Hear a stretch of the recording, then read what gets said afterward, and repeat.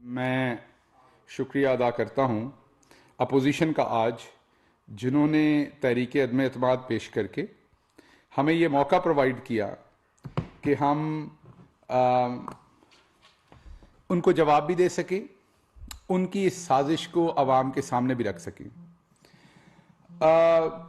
अगर हम इस साजिश को जवाब ना दे सकते या हम उनको सामने ना रखें अवाम के, तो ये अवाम के साथ भी ज्यादती होगी, पाकिस्तान के साथ भी ज्यादती होगी, और पाकिस्तान की वो अवाम जिन्होंने इमरान खान को वोट दिया था, ये उनके साथ भी ज्यादती होगी।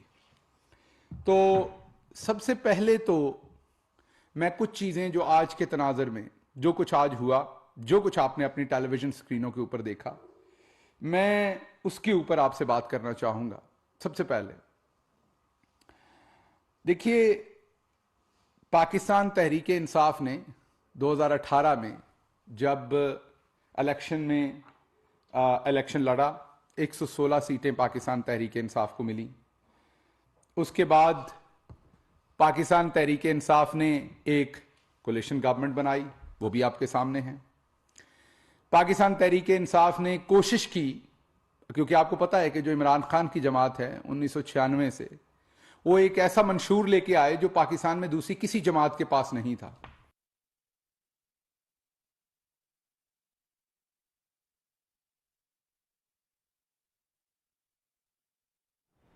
वज़ीर-ए-आज़म के मुआविन ख़ुसूसी डॉक्टर शहबाज गिल इस्लामाबाद में न्यूज़ कॉन्फ्रेंस कर रहे हैं। उन्होंने अपोजिशन से मुतालिक बात की है। अपोजिशन ने आज तहरीक अदम एतमाद जमा कराई है। इससे मुतालिक वज़ीर-ए-आज़म के मुआविन ख़ुसूसी डॉक्टर शहबाज गिल इस्लामाबाद में न्यूज़ कॉन्फ्रेंस कर रहे हैं।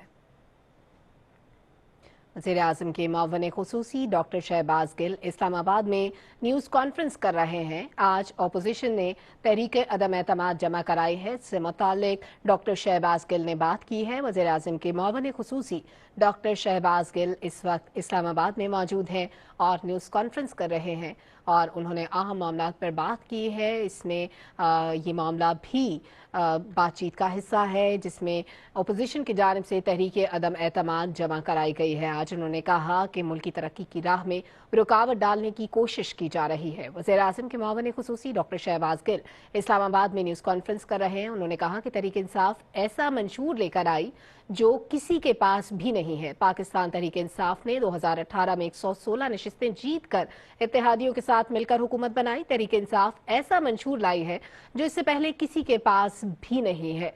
पाकिस्तान तहरीक इंसाफ ने 2018 में इलेक्शन जीता, 116 नशिस्तें हासिल की और उसके बाद इत्तेहादियों के साथ मिलकर हुकूमत बनाई है। आज मुल्क की समत दुरुस्त हो चुकी है, मुल्क माशी तरक्की की राह पर गामजन है।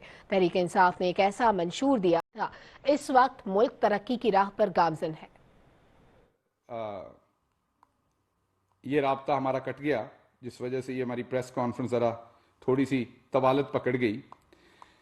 लेकिन मैं आपसे बात ये कर रहा था कि इमरान खान को जो हालात मिले वो आपके सामने थे।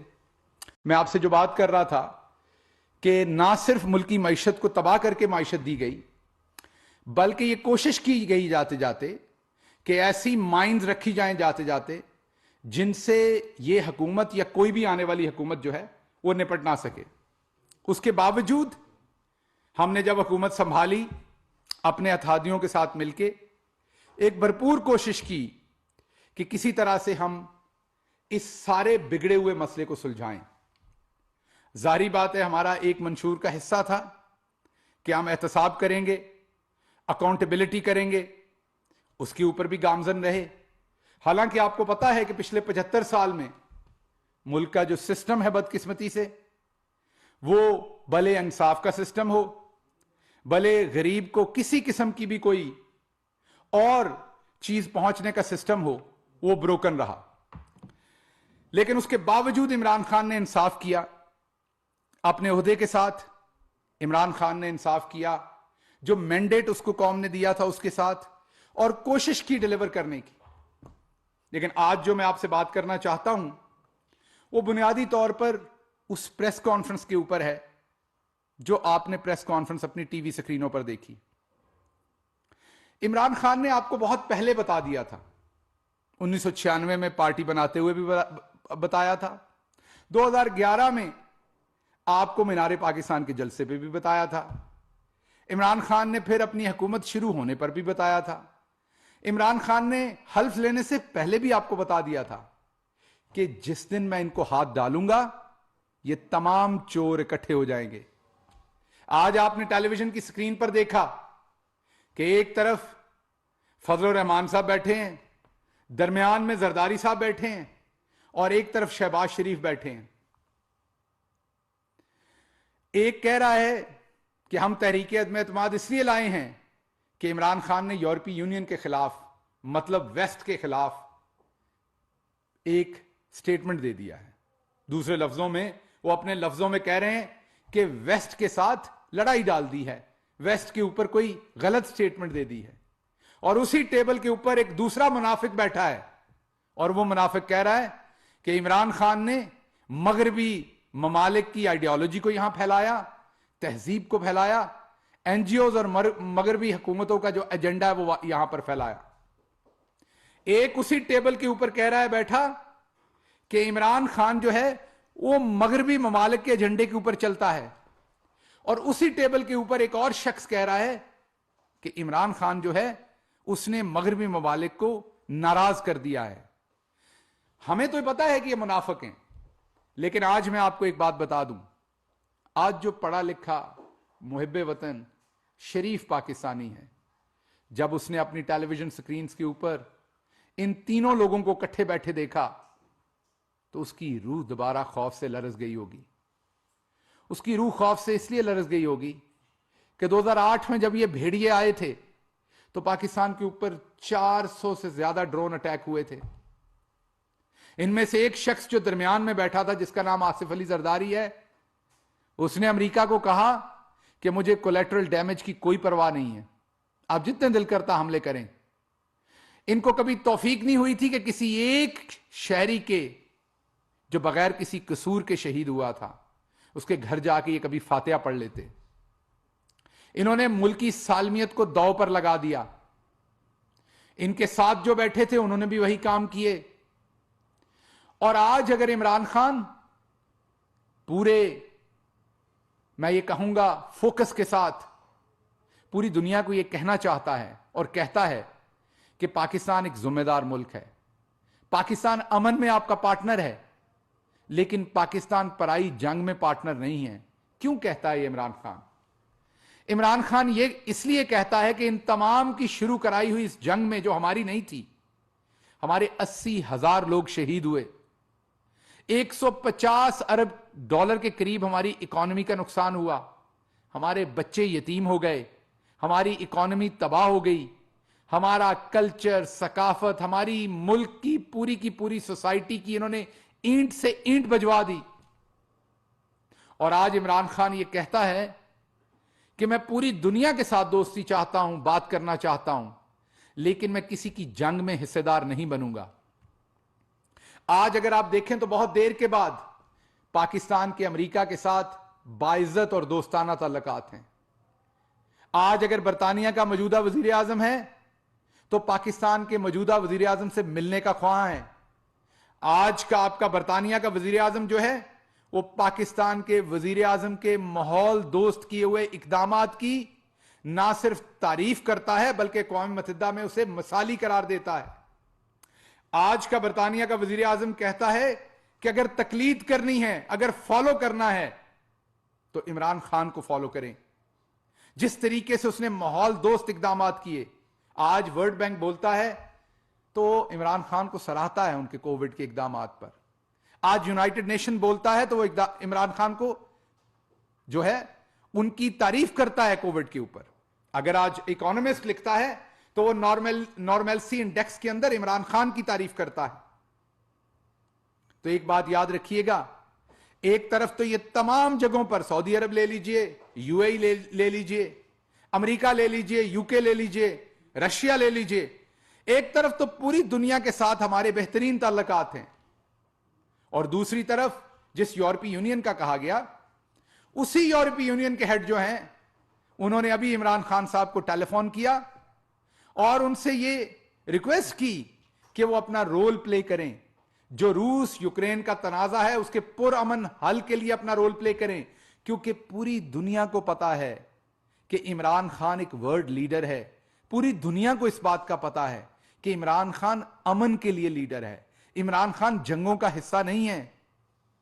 दूसरी तरफ वो शख्स बैठा था जिसके बड़े भाई ने हिंदुस्तान में जाके हुर्रियत के लोगों से नहीं मिला बल्कि जंदाल के घर गए, जिसके बड़े भाई ने पाकिस्तान में इंडिया के एनएसए को जो है वो एक्सेस दी, जिन्होंने अपनी सालमियत जो है वो इंडिया के इशारों के ऊपर, वो भले गल्फ के मुल्क हों भले दूसरे मुल्क हों, वहां पर जो हमारी खारजा पॉलिसी के ऑब्जेक्टिव थे उन्हें तबाह कर दिया। ये दोनों बैठे हमें आजाद खारजा पॉलिसी की और बेहतर खारजा पॉलिसी की बातें बता रहे हैं।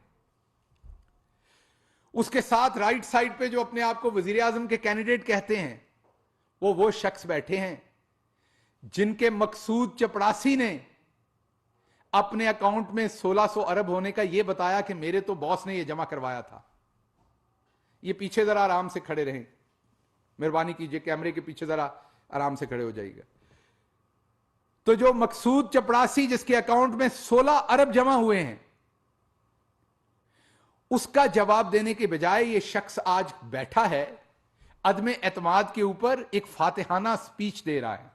वो ये बताना चाह रहा है हमें कि अब अगला वजीर आजम मैं आ रहा हूं, और एक तरफ एक शख्स जो अपने आप को आलम दीन कहता है, जो डीजल के परमिट बांटता रहा, किस तरीके से इस कौम को नोच के खाता रहा कश्मीर के नाम पर, वो ये बता रहा है कि इमरान खान यहां पर मगरबी एजेंडा फैलाता है। बिल्कुल, शायद रियासत मदीना सल्लल्लाहु अलैहि वसल्लम का जिक्र करना, रियासत मदीना के इकदार का जिक्र करना, रियासत मदीना की तर्ज पर पाकिस्तान में पनागा बनाना, पाकिस्तान में लंगर खाना बनाना, शायद आपको यह मगरबी तहजीब लगती हो, लेकिन यह मगरबी तहजीब नहीं है। इमरान खान ने पाकिस्तान के लोगों को रियासत मदीना के जो बुनियादी असूल थे उनके साथ रोशनास करवाया। और एक और बात मैं आपको बता दूं कि जरदारी साहब हों या शहबाज शरीफ हों या मौलाना फजलुर रहमान हों, उनके पास जो एक आर्ट है वो है खरीदो फरोख्त का। वो खरीदो फरोख्त करना चाहते हैं और खरीदो फरोख्त से इस हुकूमत को गिराना चाहते हैं। खरीदो फरोख्त करने के लिए इल्जाम क्या लगा रहे हैं? इल्जाम यह लगा रहे हैं कि इमरान खान ने एक स्टेटमेंट दी है जो यूरोपीय यूनियन के खिलाफ है। हालांकि इमरान खान ने एक ऐसी स्टेटमेंट दी है जो किसी भी सॉवरन मुल्क का हेड ऑफ स्टेट देगा। इमरान खान ने यह कहा है कि मैं जंग में आपका, किसी पराई जंग में मैं आपका पार्टनर नहीं हूं, मैं अमन में आपका पार्टनर हूं। और ये कहते हैं कि ये पाकिस्तान के मुखालिफ है। शायद ये दोबारा चाहते हैं कि हम 80,000 से ज्यादा लोगों को शहीद करवा लें। शायद ये दोबारा चाहते हैं कि अब अपनी पूरी इकोनॉमी को तबाह करवा लें। तो एक बात याद रखिएगा कि ये जो जितने भी चोर बैठे हुए हैं इकट्ठे, ना इन्हें पाकिस्तान की फॉरेन पॉलिसी का कोई किसी किस्म का जहन के अंदर है, ना इन्हें पाकिस्तान की इकोनॉमी का किसी तरह से भी जहन में है, ना इन्हें गरीब का फिक्र है। फिक्र सिर्फ एक है कि इनके ऊपर जो फर्दे जुर्म आयद होने जा रही है, ये चाह रहे हैं कि किसी सूरत उस फर्दे जुर्म से बचा जा सके। इनके जो केसेस हैं वो मैच्योर हो रहे हैं और इन्हें यह फिक्र है कि अगर वो केसेस मैच्योर हो गए तो हम पकड़े जाएंगे, हम गिरफ्त में आ जाएंगे। उस सारे को सैबोटाज करने के लिए ये बहुत सारी आलमी ऐसी ताकतें जो पाकिस्तान के अंदर इंतशार फैलाना चाहती हैं, ये उनके आलाकार बन रहे हैं, क्योंकि इनके जो ऑब्जेक्टिव हैं वो इकट्ठे हो गए हैं। दोनों के ऑब्जेक्टिव इकट्ठे हैं। एक के ऑब्जेक्टिव ये हैं कि पाकिस्तान में इंतशार फैले, और इनके ऑब्जेक्टिव ये हैं कि किसी तरह से फर्दे जुर्म से अपने आप को बचाया जा सके। तो इस वजह से ये इकट्ठे हो रहे हैं। लेकिन मैं आज आपको एक बात बताना चाहता हूं, ये जो मर्जी कोशिश कर लें, ये जितना मर्जी ब्लैकमेल कर लें, ये इमरान खान को जो मर्जी धमकी दे लें, ये उसके लिए जितने मर्जी मुश्किल हालात खड़े कर लें, इमरान खान ने कौम से वादा किया था कि वो चोरों को एनआरओ नहीं देगा। तो इमरान खान का इनको दोबारा पैगाम है कि ना तो इनको एनआरओ मिलेगा, बल्कि 37वीं बार इन्हें इस तहरीके अदम एतमाद में भी हम शिकस्त देंगे।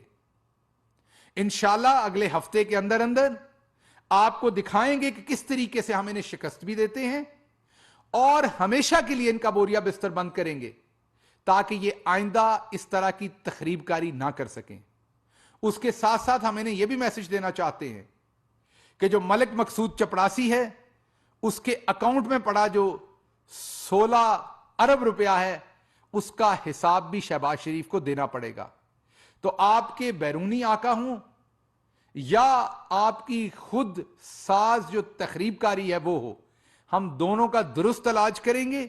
इंशाल्लाह यह हुकूमत कायम दाइम है और हम आपके हर वार का, हर पैंथरे का, आपकी हर चाल का आपको इफेक्टिव जवाब देंगे। आप सिर्फ अब इंतजार कीजिए। आपने अपने पत्ते खेल लिए, अब इसके बाद हमारी बारी है। इंशाल्लाह आपके साथ हम वही सलूक करेंगे जो किसी भी मुजरिम के साथ होना चाहिए। पाकिस्तान जिंदाबाद।